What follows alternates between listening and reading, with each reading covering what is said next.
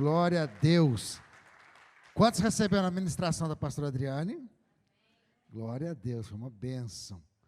A gente precisa aprender a respeito, né, de dar valor àquilo que tem valor. E eu acho que um dos maiores privilégios que nós temos é de poder ter liberdade de adorar ao Senhor. Você poder sair da sua casa, ir para um lugar onde os irmãos estão reunidos, e nós podemos ter esses instrumentos para adorar a Ele, cantarmos louvores a Ele, compartilharmos a palavra dEle com liberdade, sem ninguém ter medo de ser preso, ninguém ter medo de... Nós temos que adorar ao Senhor e louvar ao Senhor por isto. E a Bíblia diz que devemos que buscar a Deus enquanto se pode achar.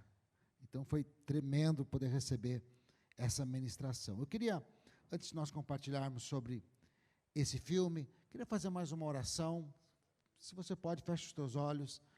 Pai, nós te damos graças, Senhor, esta manhã, te agradecemos, Espírito Santo de Deus, pela tua presença neste lugar. Espírito Santo, obrigado por podermos estar aqui, ouvirmos ao Senhor. Nós precisamos de Ti, somos carentes do Senhor, somos carentes da Tua palavra, porque uma palavra do Senhor muda a nossa vida, transforma a nossa vida. Basta uma palavra Tua, Senhor, e tudo se transforma. E eu te peço, Espírito Santo, agora tira toda angústia, tira, Senhor Deus, toda preocupação.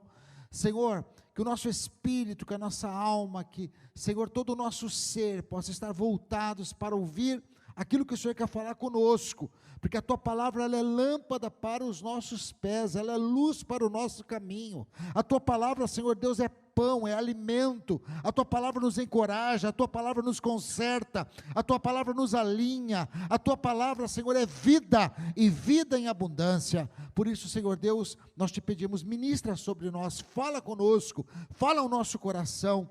Essa é a nossa oração, em nome de Jesus. Amém, amém e amém. Amém, gente? Glória a Deus. Quantos viram o filme Tarzan? Quantos conhecem a história de Tarzan? Gente, se você nasceu neste século, você deve ter ouvido falar de Tarzan já. Deixa eu compartilhar com você aqui algumas particularidades. Olha só, a história de Tarzan foi criada em 1912. Tem mais de 100 anos. 106 anos. Tem mais de 100 anos que foi criada a história. E o 109 anos.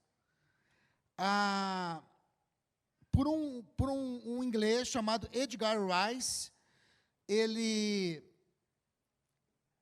criou essa história, não é uma história real, né? É uma história criada, mas desde então, ela tem sido contada com alguns detalhes diferentes, mas em várias culturas, e ela correu praticamente todas as culturas do mundo.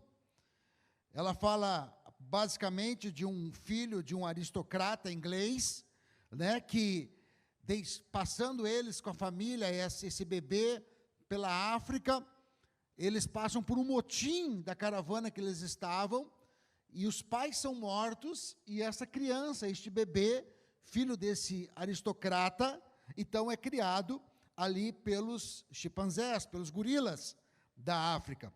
E ele tem que passar por aquilo ali, e só que, na verdade, o nome que é dado a ele, Tarzan, lá diz a história dada pelos macacos, não sei se o macaco dá nome, né?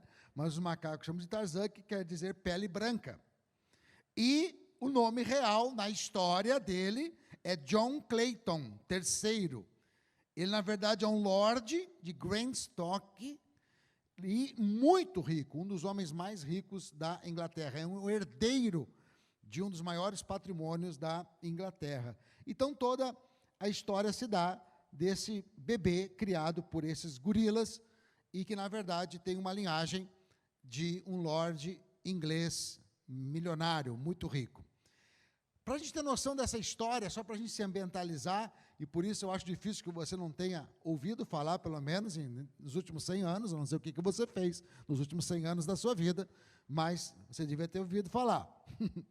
Ele já tem 6 seriados feitos, foram 6 seriados feitos, 24 livros a respeito do Tarzan, 50 filmes, longa-metragem, foram feitas no mundo inteiro a respeito de Tarzan, e diversas histórias em quadrinhos foram relatando essa história de Tarzan. Animados, filmes e séries também animadas.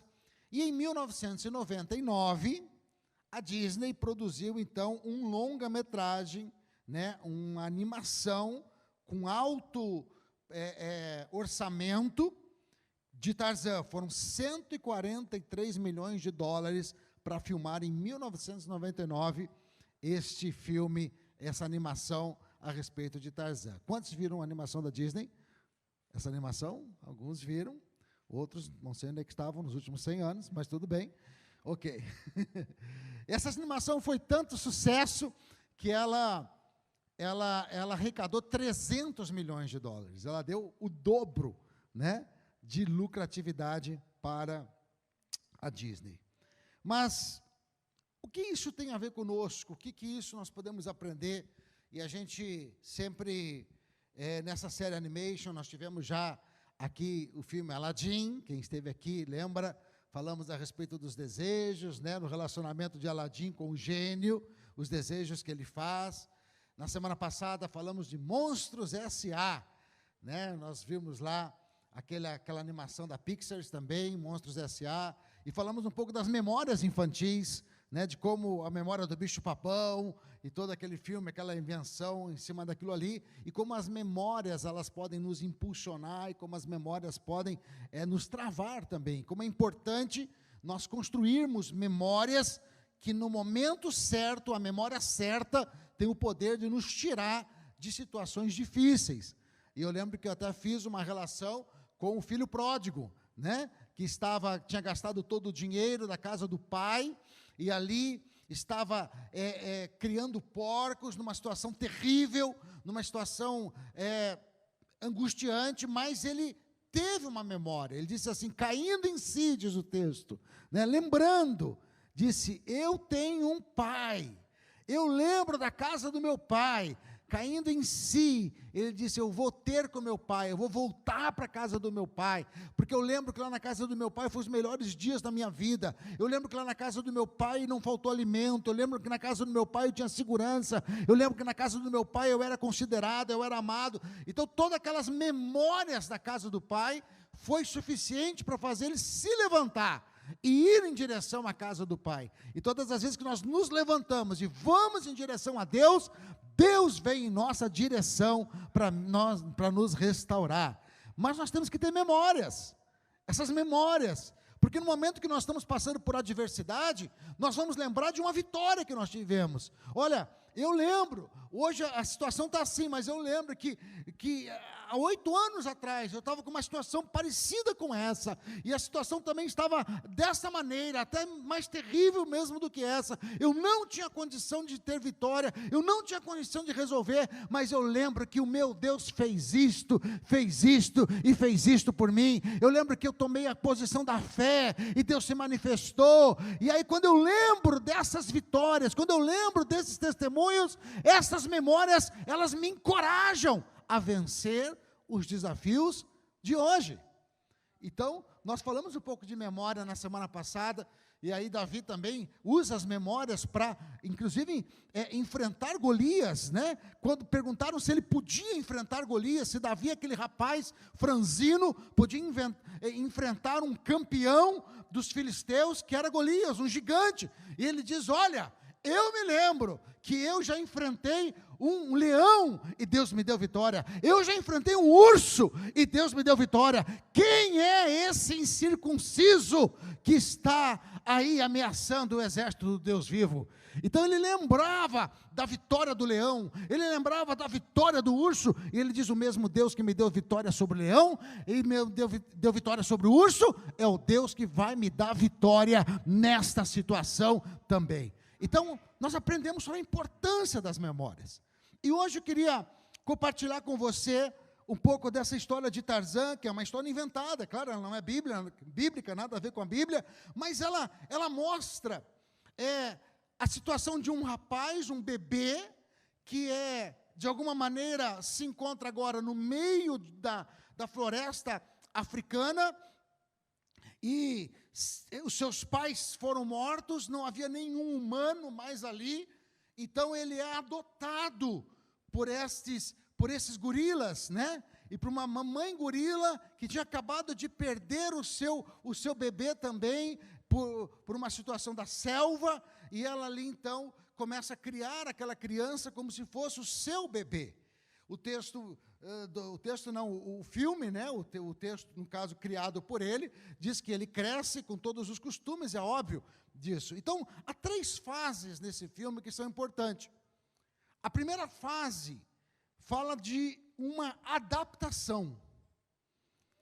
É uma adaptação, como que o ser humano consegue se adaptar a sobreviver na selva. Se adaptar aos costumes de um primata. É claro que isto é uma ilusão. Será que isso aconteceria? Será que esse bebê não morreria? Ok, mas vamos fazer de conta que realmente aconteceu. Nós temos um poder muito grande de adaptação. Deus nos deu ao homem um poder de adaptação. Quando você mudou para os Estados Unidos, muitas coisas você teve que se adaptar. Eu vejo pessoas, por exemplo, que nunca limparam a casa. Tiveram que limpar a casa aqui. Não, mas lá no Brasil tinha uma secretária que nos ajudava, e era uma bênção. Aqui não, aqui é você lá. Né? Teve que se adaptar. A gente teve que se adaptar com a língua. A gente teve que se adaptar com os horários. A gente teve que se adaptar com o sistema. Porque a gente falava, não, mas não dá para fazer desse jeito. A pessoa, não, é o sistema. mas olha, não tem jeitinho. É o sistema. E ninguém morreu por causa disso. Porque nós temos uma capacidade grande de nos adaptar. Isto Deus nos deu. Se nós formos passar... Quem é que já morou lá para o norte dos Estados Unidos? Quem já passou pelo norte? Quem já passou pelo opróbrio? Deixa eu ver. Opróbrio. Gente, é frio lá ou não é? Hã? Quando é frio com força, não é? Olha, todas as pessoas que vêm de lá, elas dizem, olha, eu gosto de mais, outros gostam de menos, outros gostam mais, mas todos tiveram que se adaptar. Abrir a porta de casa de manhã, está cheio de gelo, tem que tirar o gelo e aí não tem jeito, porque você tira o gelo, daqui a pouco está cheio de gelo de novo, né? Tem que se adaptar em colocar sal lá na frente. Eu nunca morei lá, mas eu fico ouvindo as histórias, né? Se adaptar com o frio, se adaptar com o clima, que é frio. Tem alguns que dizem que entram em depressão, princípio de depressão, porque gostam de sol, e o sol não vem, e é só frio. E daqui a pouco passa 1 ano, 2 anos, 3 anos, e já se adaptou. Já está vivendo bem. Porque o ser humano, ele tem a capacidade de se adaptar. Mas isto é uma bênção. Mas pode ser também não bênção. Porque assim como a gente se adapta a coisas boas, nós também podemos nos adaptar a coisas que não são muito boas. E o ambiente, muitas vezes, vai forçar a nossa adaptação.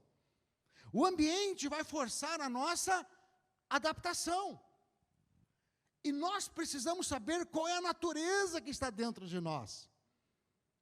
Se nós começarmos, por exemplo, a frequentar um ambiente religioso, nós podemos correr um grande risco de nos tornar religiosos. E não crer mais no poder de Deus. E não crer mais no sobrenatural de Deus. E ser pessoas religiosas, ser pessoas que estão somente voltadas à religião, mas estão longe da comunhão com Deus, da experiência com Deus, do sobrenatural de Deus. E eu lembro que uma das coisas que eu falava muito, eu dizia, eu quero estar na Flórida, Deus, mas eu não quero me adaptar àquilo que faz as pessoas ficarem na área de conforto. Você pode crescer nesse país, mas é fácil a gente se adaptar e conseguir sobreviver, mas também ficar preso em uma área de conforto. Ah, não, mas não é para mim porque eu sou imigrante, não é para mim porque eu não sei o inglês direito, não é para mim porque eu não tenho o documento que eu precisava ter. E aí você sobrevive. Mas a adaptação é uma bênção, mas pode ser uma limitação na sua vida, porque há grandeza dentro de você. Deus te leva de glória em glória, de vitória em vitória. Nós temos que saber que a vida cristã é uma escalada. A vida cristã são desafios maiores. Imagina, matou um leão, se adaptou, maior matador de leão, Davi. Não, ele foi para o próximo, matei um urso. Agora ele não só tem mais a experiência de um leão, ele tem a experiência de um leão e de um urso. Agora, você está bom? Acha que você é o cara? Vem aí Golias, o gigante dos filisteus. E agora, de glória em glória, de vitória em vitória, os desafios vão sendo maiores, e nós temos que buscar novos desafios. Então, a adaptação, ela é uma bênção, mas ela pode ser também uma limitação. Tarzan se adaptou, lá na história, né? Na história do conto. Se adaptou, sobreviveu, virou até tendo sentidos mais expressivos de gorila, do olfato, de como se mover nas árvores, nisso ou naquilo, mas, de repente, ele estava adaptado e limitado a uma vida de primata, mas ele encontra a Jane. E essa história é legal, porque ela tem drama, ela tem romance, ela tem, ela tem perigo, ela tem tudo nessa história. E de repente ela encontra a Jane e vê a mão da Jane era parecida com a mão dele, diferente com as mãos dos primatas, que eram todos voltados, e ele começa a entender que a Jane tinha uma linguagem diferente, uma comunicação diferente, uma inteligência diferente, e ele começa a ver que havia algo a mais para ele, havia uma natureza nele. Então essa primeira fase é adaptação. A segunda fase fala da descoberta da verdadeira natureza, onde ele começa a descobrir que, independente de onde ele foi jogado, ou independente do ambiente que ele estava, havia uma natureza nele diferente. Havia uma natureza dele diferente. E aquela natureza foi divina, porque ele nasceu assim, Deus o deu assim, independente de onde a vida o jogou. Ele tinha um destino, ele tinha uma natureza. Ele não era um primata, ele estava no meio dos primatas, mas ele era um homem. Ele era um herdeiro, ele era um homem. E ele começa a descobrir isto. E essa fase é interessante quando a gente começa a descobrir a natureza. Quando nós começamos a descobrir que a nossa natureza precisa ser manifesta. Você pode criar, alguém já disse, você pode pegar um leão pequenininho e criar ele no meio das ovelhas. E ele vai pegar costume de ovelha, ele vai pegar o jeito de ovelha, ele vai achar que ele é uma ovelha. Mas em algum momento, a natureza dele vai manifestar, vai gritar mais alto. Quando nós tivemos ano passado a série O Rei Leão, tem essa série, que ele vai ali criando junto com o amiguinho dele, ele acha que ele perdeu o pai, ele perdeu a referência, mas de repente ele vê que ele é um leão. Mas nós precisamos entender isso, a nossa natureza precisa ser manifesta com a nossa mente. Alguém já disse que é melhor, como é que se diz, é melhor ter um exército de ovelhas liderado por um leão do que um exército de leões liderado por uma ovelha. Então, nós temos que ter a mentalidade que Deus nos deu, que isso que faz a diferença. E a terceira fase fala do poder da autenticidade. Nesse filme em si da Disney, ele não mostra exatamente isso, mas há uma outra representação dessa história em que ele é levado lá para Londres. Ele é descoberto pelos homens e é levado para Londres. E tentam colocar ele também na posição de Lorde. Mas lembre-se, ele viveu a vida inteira na selva. E agora ele não sabia pegar a xícarazinha do jeito que tinha que pegar um lorde. Ele não tinha toda aquela cultura de um lorde, mas ele era um herdeiro, ele era rico. E queriam fazer com que ele fosse uma pessoa como a sociedade gostaria que ele fosse. E ele não conseguiu ser, porque independente, ele tinha uma natureza diferente.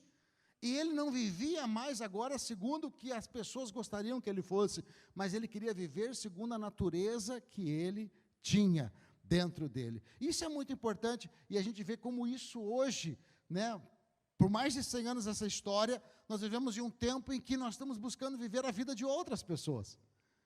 Nós estamos num tempo em que a internet nos faz viver a vida de outras pessoas. A gente quer ser um outro pastor que a gente não é, a gente quer ser um outro tipo de mulher que a gente não é, a gente quer ser um outro tipo de homem que a gente não é, um outro tipo de empresário que a gente não é. A gente pode e deve se inspirar nas pessoas, mas há algo que é seu, é a sua autenticidade. Isto é seu, é a forma que Deus colocou na sua vida. Amém? Eu queria que você abrisse a sua Bíblia, se você tem aí, rapidamente, porque esse filme, ele me lembrou a história de um bebê que também foi abandonado. Abandonado não, mas deixado para ser criado por um outro tipo de gente.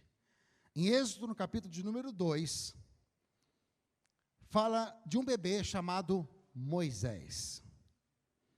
E diz assim, o capítulo de número 2, até o versículo de número 10. Foi-se um homem da casa de Levi e casou com uma filha de Levi. A mulher concebeu e deu à luz a um filho, e vendo que era formoso, escondeu-o por 3 meses.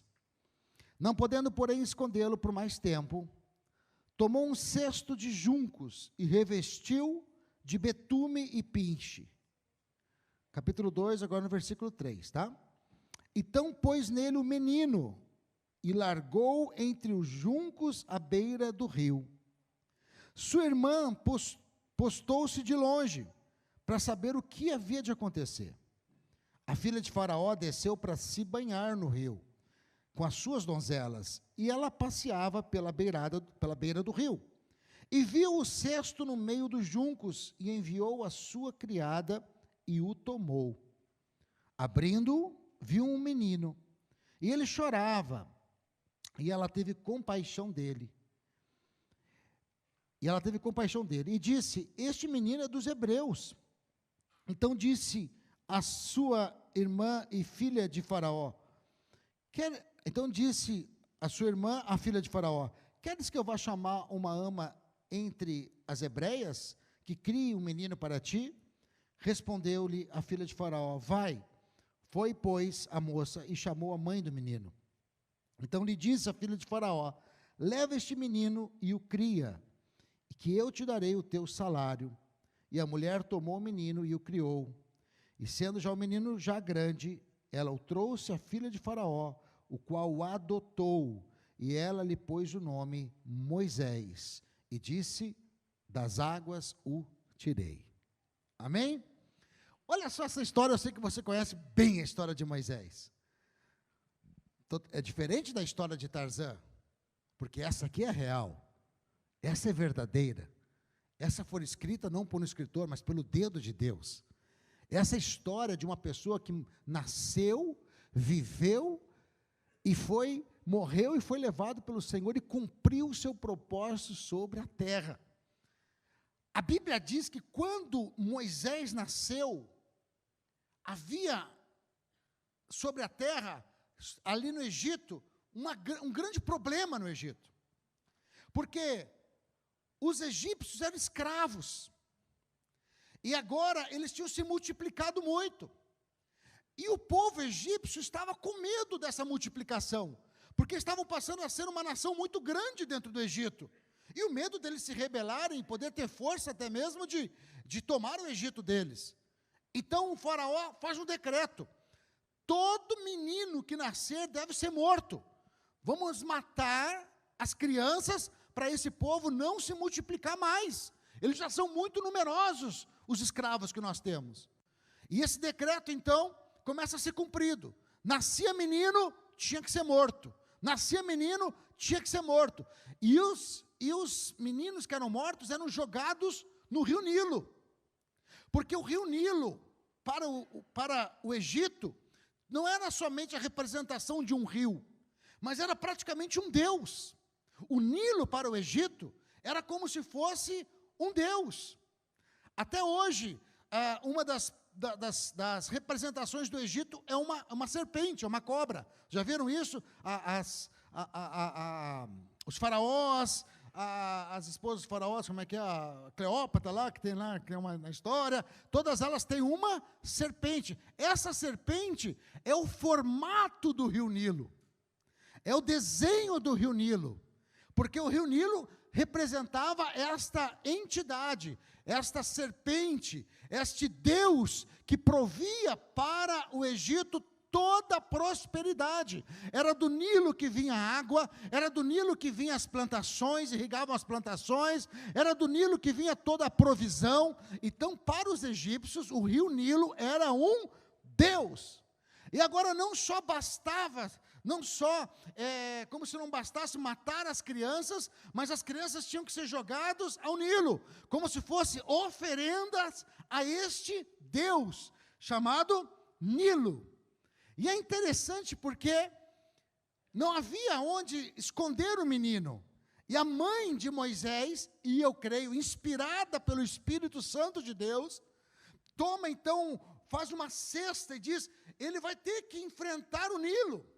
Ele vai ter que, não tem como deixar de ir para o Nilo, não tem como deixar de enfrentar o Nilo. Ele vai ter que vencer o Nilo, ele vai ter que estar no Nilo. Ele vai ter que estar sozinho no rio Nilo. E aí faz aquela cesta de betume e lança o menino no Nilo. Agora, preste atenção, a sua irmã vai ali e começa a acompanhar, porque a correnteza do Nilo começa a levar aquela cesta. Agora imagine que o Nilo, apesar de ser um rio de provisão, era um rio também de perigo, porque ali era um rio habitado por crocodilos e esfomeados, tanto que os inimigos também, que eram condenados à morte no Egito, diferentemente de Roma, que eram crucificados, né? Roma tinha esse hábito de crucificar os inimigos para ficar como exposição a todos os outros inimigos e desencorajá-los.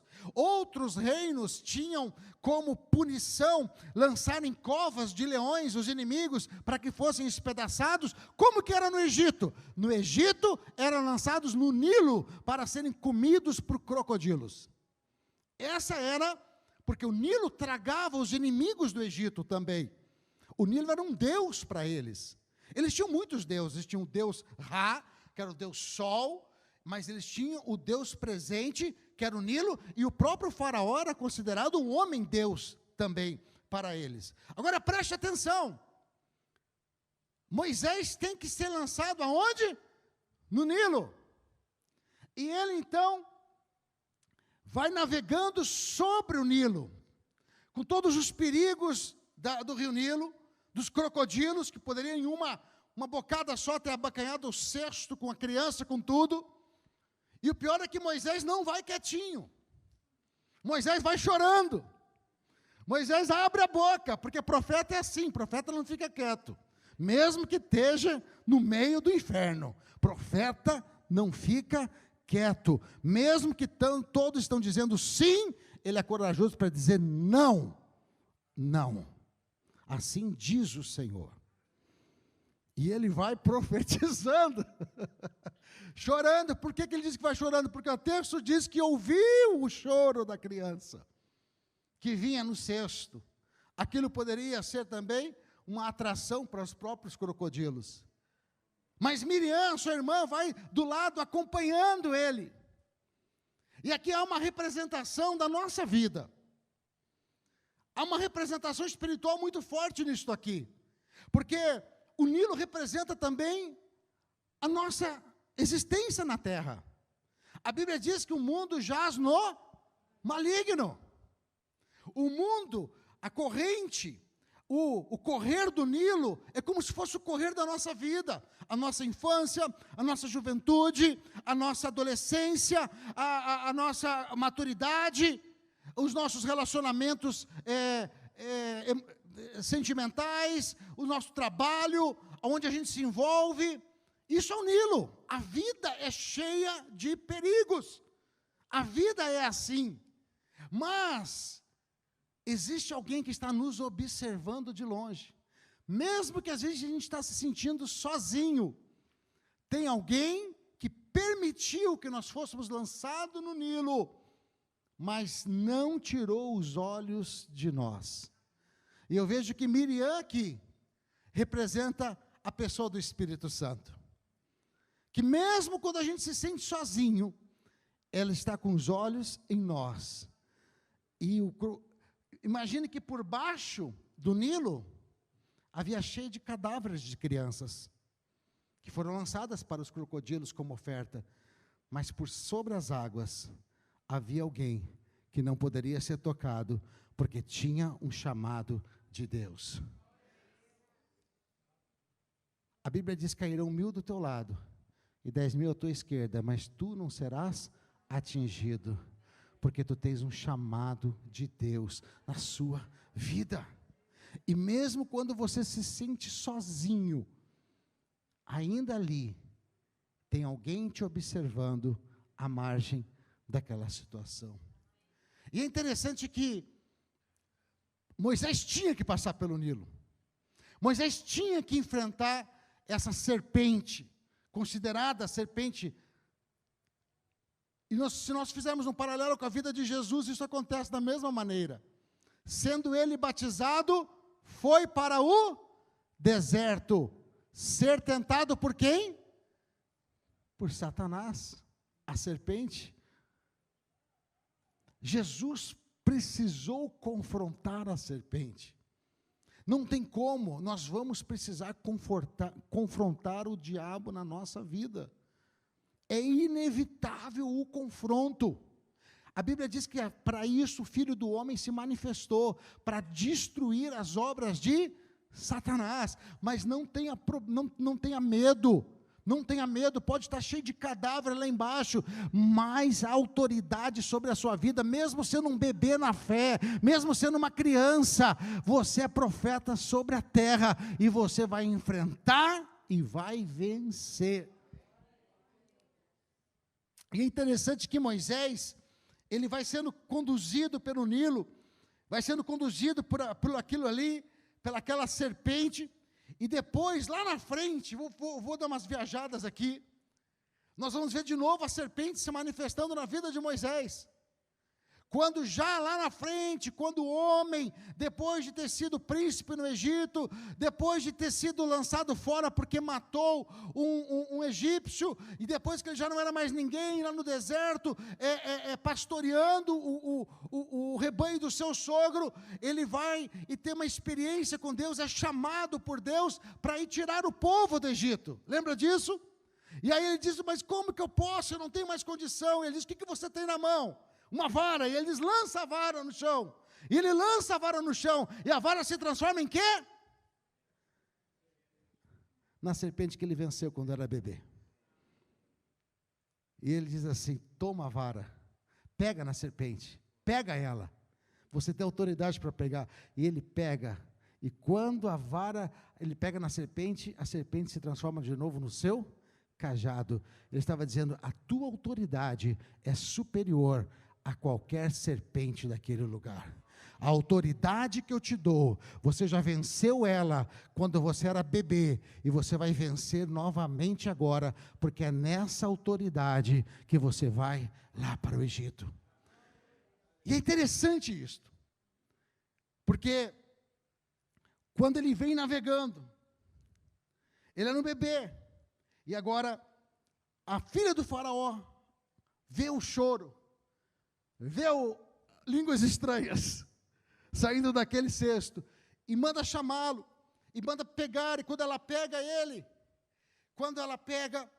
ele era um filho de hebreu, a Bíblia diz, é um bebê dos hebreus. O que ela estava dizendo? É um bebê escravo. E olha só como, eu vi um pregador falar essa semana isso, a nossa vida pode mudar em 1 minuto, quando nós enfrentamos o Nilo da nossa vida, quando nós enfrentamos os desafios da nossa vida, a nossa vida muda em 1 minuto. Quando Davi enfrentou Golias e matou Golias e arrancou a cabeça dele, naquele momento ele já não era mais um rapazinho que estava entregando queijo, agora ele era Davi, o matador de Golias, agora ele era Davi, o herói de Israel, agora o próprio rei disse, ei, eu quero que você seja o meu genro, você não vai pagar mais impostos, você não vai mais cuidar de ovelhas, você vai entrar no palácio, você vai ser príncipe nesse lugar, você vai caminhar, porque quando nós enfrentamos os nossos gigantes, sempre há uma promoção. E ele enfrenta o Nilo. Pega um escravo. E aí vem aquele que estava observando, Miriam, e disse, você quer que eu busque alguém para cuidar dele? Para você? Sim, busca alguém para amamentá-lo, para cuidar dele. Eu conheço alguém. E chama a mãe dele para amamentá-lo. E aí, em 1 minuto, ele era escravo. E quando entrega para Miriam, já não é mais escravo, mas já é príncipe. É meu filho. E se chamará Moisés. Em 1 minuto, era escravo. 1 minuto depois, ela recebe ele escravo, e entrega ele, príncipe, nas mãos. Eu creio que quando Miriam chegou para a mãe e disse, mãe, você não acredita o que aconteceu. Moisés não morreu, nenhum crocodilo engoliu ele. Ele foi parar lá onde estava a filha de Faraó. A filha de Faraó pegou ele e disse que ia criar ele. E pediu para a senhora cuidar dele. Aí ela, ai, me dá meu filho aqui. Ô, papai, não, mãe, não é bem assim. Só tem um detalhe. Agora, ele é príncipe, toma cuidado com ele. É seu filho, mas ele é um príncipe nessa terra. É seu filho, mas não é da mesma maneira. Agora, ela me colocou aqui para te entregar como um príncipe. Deus muda a nossa vida quando nós enfrentamos os Nilos. Deus muda a nossa vida. E aí ele vai e é criado, e parece-se um pouquinho com a lenda de Tarzan, porque ele é criado no meio do Egito, com a cultura do Egito, e ele é príncipe. Um dos historiadores diz que ele foi um grande general do Egito, e ganhou guerras para o Egito. Ele se destacava entre os outros filhos de Faraó. Ele aprendeu tudo no Egito sobre guerra, aprendeu tudo sobre história. Ele foi criado como um homem culto de todas as coisas. Ele tinha a cultura do Egito, ele não conheceu a cultura hebreia. Mas de repente, agora como grande já, ele vê um egípcio matando um hebreu. Mas mesmo estando lá no Egito, com a cultura do Egito, havia uma natureza nele. Ele era hebreu. Ele era filho do Deus Altíssimo. E nessa hora, a mente dele não funcionou direito. Essa hora a natureza dele se manifestou. Ele vai lá, mata o egípcio. Às vezes Deus mata algumas coisas na nossa vida para nos tirar de uma posição que nós não podemos mais estar. Tem coisas na nossa vida que é por um tempo, mas a gente não quer abrir mão daquilo. Então Deus providencia uma situação, às vezes não muito confortável, para que a gente possa ir para o novo tempo de Deus. E aquela situação faz com que ele foge. A história toda de Moisés demoraria muito para me compartilhar hoje. Mas ele foge, passa agora, já não é mais ninguém, e agora já com mais de 80 anos de idade. ele estava pastoreando os rebanhos do seu sogro. É interessante isso, né? Eu ouvi isso também e eu achei tremendo. Nunca é tarde para Deus cumprir a promessa dele na sua vida. Desculpa falar isso de Moisés, mas eu achei esse cara meio fracassado. Porque por 80 anos não tem um rebanho dele ainda. Com 80 anos não tem uma casa dele ainda. Com 80 anos não tem uma empresa dele ainda. Com 80 anos não tem um rebanho, ele tem que estar pastoreando o rebanho dos outros. Às vezes a gente acha que Deus falhou com a gente. Mas quem tem chamado, quem tem destino, quem se mantém fiel ao Senhor, não importa o tempo passa, ele vai cumprir o chamado. E lá na sarça ardente, olha que interessante, lá na sarça ardente, Deus fala com Moisés e diz: você vai ser líder. Eu não tenho nenhum rebanho, você vai ser líder de uma nação. Mas eu não tenho um rebanho, você vai ser líder de uma nação. Mas eu não tenho nenhuma casa, você vai ser líder de uma nação. É assim que Deus faz. Deus chama os que não são, para confundir os que são. O povo clamava por causa da escravidão. 400 anos de escravidão. O povo clamava por libertação, o povo clamava por Deus, o povo se lembrou de Deus lá no Egito, o povo clamava por causa da doença, o povo clamava por causa da miséria, o povo clamava por causa dos açoites. O clamor era lá no Egito. O clamor era onde? No Egito, em uma geografia longe da onde estava Moisés. O clamor era no Egito, mas Deus manifestou a resposta do clamor no deserto.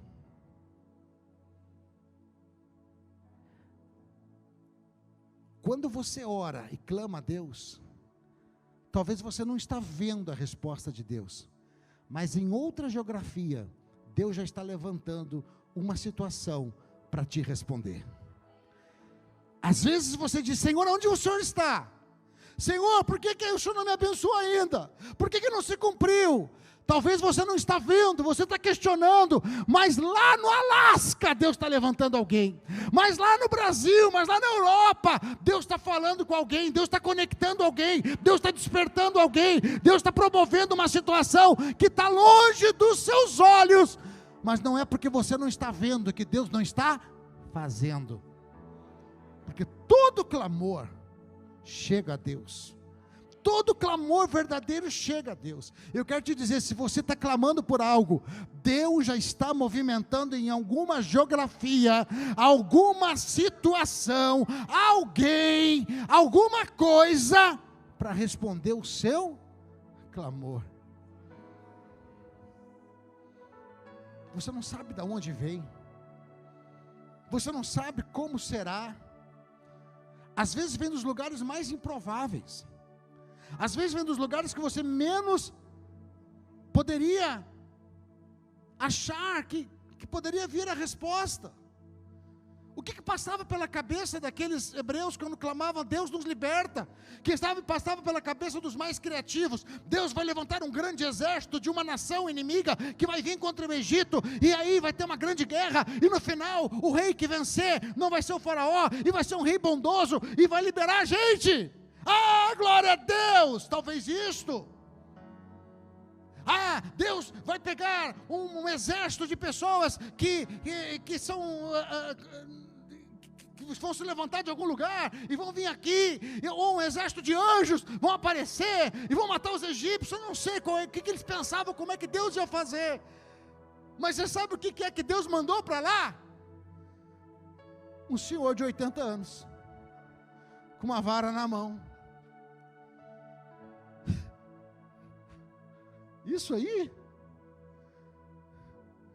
Deus, a gente está clamando igual uns desesperados aqui, e o Senhor manda isso aí?